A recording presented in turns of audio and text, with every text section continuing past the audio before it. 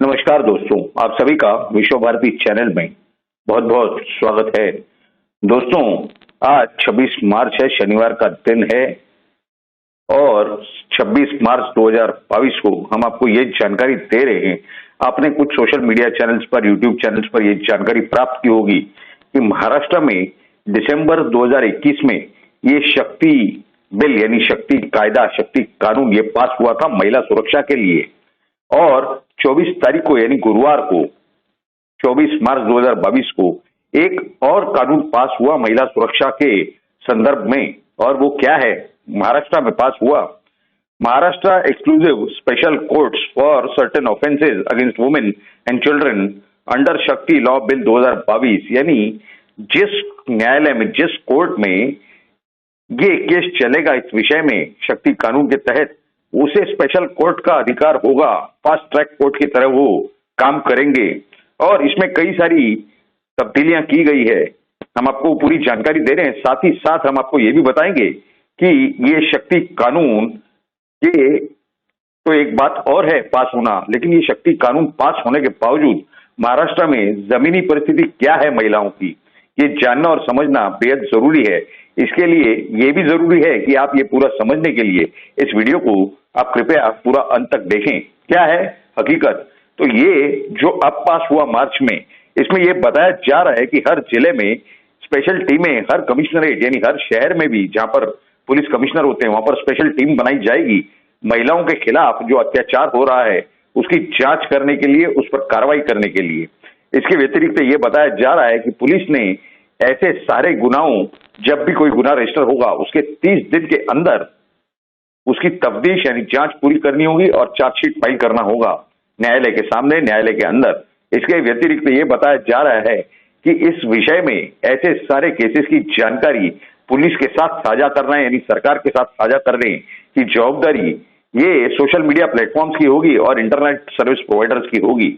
और अगर वो ये नहीं करते तो उनके खिलाफ कुछ लाख दंड और कुछ महीनों की सजा होने की संभावना बताई जा रही है। इसके व्यतिरिक्त अगर वो झूठी जानकारी साझा करते हैं यानी शेयर करते हैं सरकार के साथ या पुलिस के साथ, उस पर भी उनके खिलाफ सख्त से सख्त कार्रवाई होने की संभावना बताई जा रही है।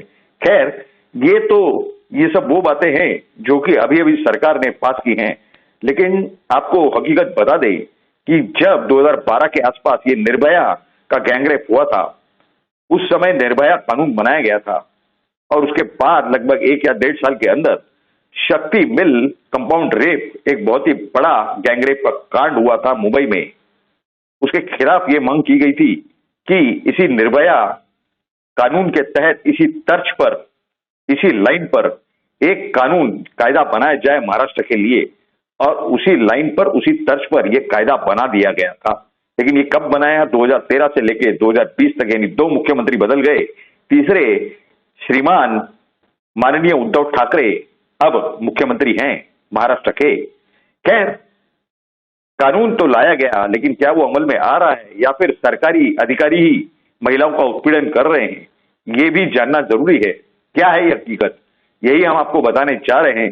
तो 24 तारीख को ये नया अमेंडमेंट लाया गया इस कानून में, 24 मार्च 2022 को। उसके एक दिन पहले यानी दिसंबर में तो शक्ति कानून, शक्ति कायदा ये पास हो चुका है महाराष्ट्र में, अमल में है। लेकिन 23 मार्च को 2022 को मुंबई के मलाड पुलिस स्टेशन में एक पीड़ित महिला गई अपनी शिकायत लेकर के। लगभग सूर्यास्त का समय होगा, यानी 5:45-6 बजे के आसपास गई होंगी पुलिस स्टेशन में। उनकी शिकायत सुनने के और दर्ज करने के बजाय, यानी FIR रजिस्टर करने के बजाय या अदखल पात्र होना यानी नॉन कॉग्निजेबल ऑफेंस रजिस्टर करने के बजाय उन्हें लगभग पौना घंटा, 1 घंटा बिठा दिया गया।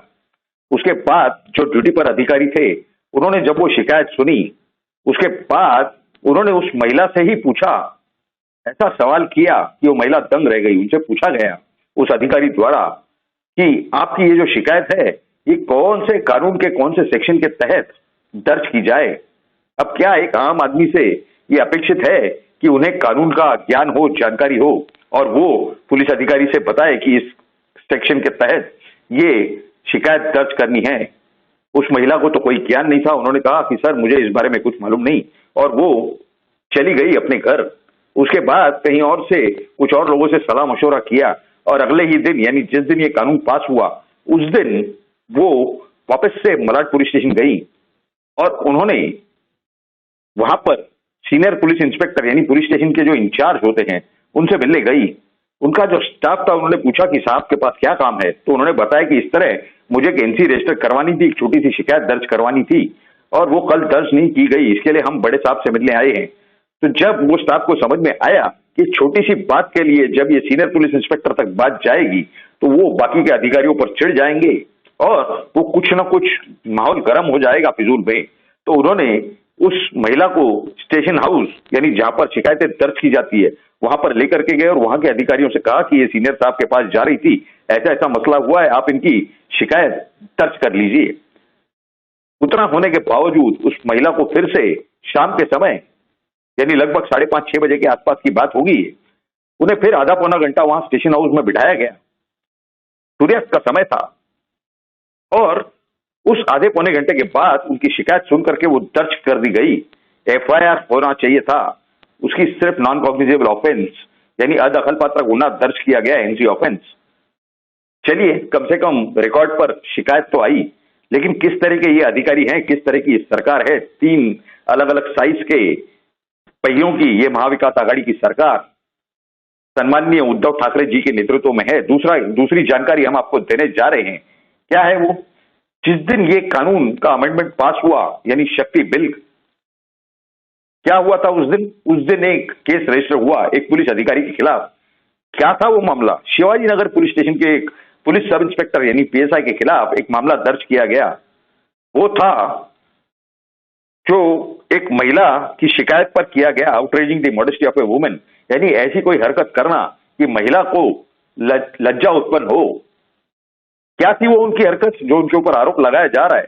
ये बताया जा रहा है कि उस महिला ने उन्हें अप्रोच किया था कि उनके जो कुछ डोमेस्टिक प्रॉब्लम्स है यानी घरगुती प्रॉब्लम्स हैं घर में, उन्हें हो सकता है ससुराल वालों से कोई प्रॉब्लम होते हों या किसी ऐसे ही तरीके के प्रकार की तकलीफें हों, तो उनकी सुरक्षा की जवाबदारी पुलिस अधिकारियों की है, न कि महिलाओं को उत्पीड़न करना। इन अधिकारी ने उनकी जानकारी ली, उनके मोबाइल नंबर लिया और उनके मोबाइल नंबर पर उनके चैट पर अश्लील और घिनौने मैसेज भेजे। उसके बाद इस महिला ने अपनी शिकायत दर्ज कराई पुलिस के वरिष्ठों से यानी आला अधिकारियों से मिलके, सीनियर ऑफिसर से मिलके। देखिए इस तरह का ये शक्ति कानून का अमल है महाराष्ट्र के अंदर, वो भी मुंबई जैसे शहर में। शिवाजी नगर पुलिस स्टेशन ये मुंबई शहर है, मलाड पुलिस स्टेशन ये मुंबई शहर है। यानी महिलाओं की शिकायत दर्ज करने के बजाय महिलाओं को और सताने का, उनका और उत्पीड़न करने का, यानी जो पहले ही पीड़ित महिला है उनके बारे में उनका नाम हम बता नहीं सकते क्योंकि कानून से इस चीज का प्रतिबंध है। जो पीड़ित व्यक्ति हो, पीड़ित महिला हो, पीड़ित युवती हो, उनका नाम बताना कानून में वर्ज है। खैर ये तो दोनों ही महिलाओं के नाम अब पुलिस स्टेशन के रिकॉर्ड पर दर्ज हैं, इसके लिए वो बताने की अब जरूरत भी नहीं रह गई।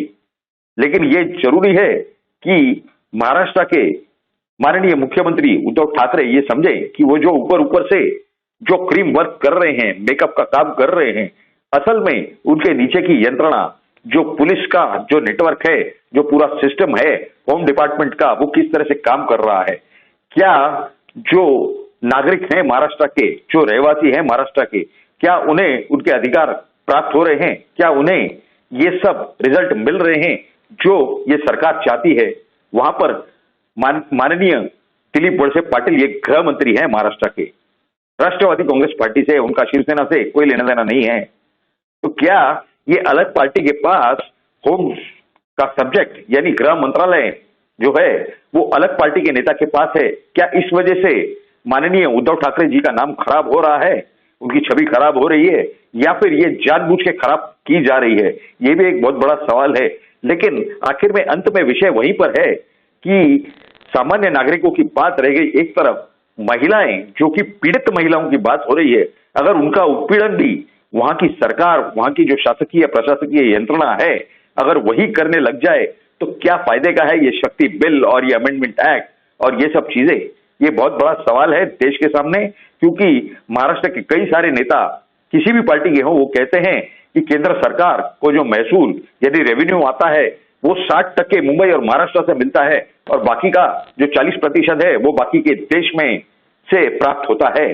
तो ऐसे हालात में क्या महाराष्ट्र की जो सरकार अगर कहीं गलत काम कर रही है तो केंद्र का काम है उसे सुपरवाइज करना, उसे कंट्रोल में रखना और जो जनता के हित में जिस तरह से रिजल्ट पहुंचाए जा सके जनता के एंड तक, यानी जनता के आखिरी व्यक्ति तक, ये केंद्र सरकार की जवाबदारी है। अगर वो इस बारे में जरा महाराष्ट्र की ओर ध्यान दें तो ज्यादा बेहतर रहेगा, ऐसी हमारी केंद्र सरकार से इस वीडियो के और हमारे दर्शकों के माध्यम से विनंती है। तो ये जो हमने आपके सामने पूरी जानकारी रखी इस विषय में हमारे दर्शकों की यानी आपकी क्या राय है, ये हमारे लिए बहुत ही ज्यादा अनमोल और महत्वपूर्ण है।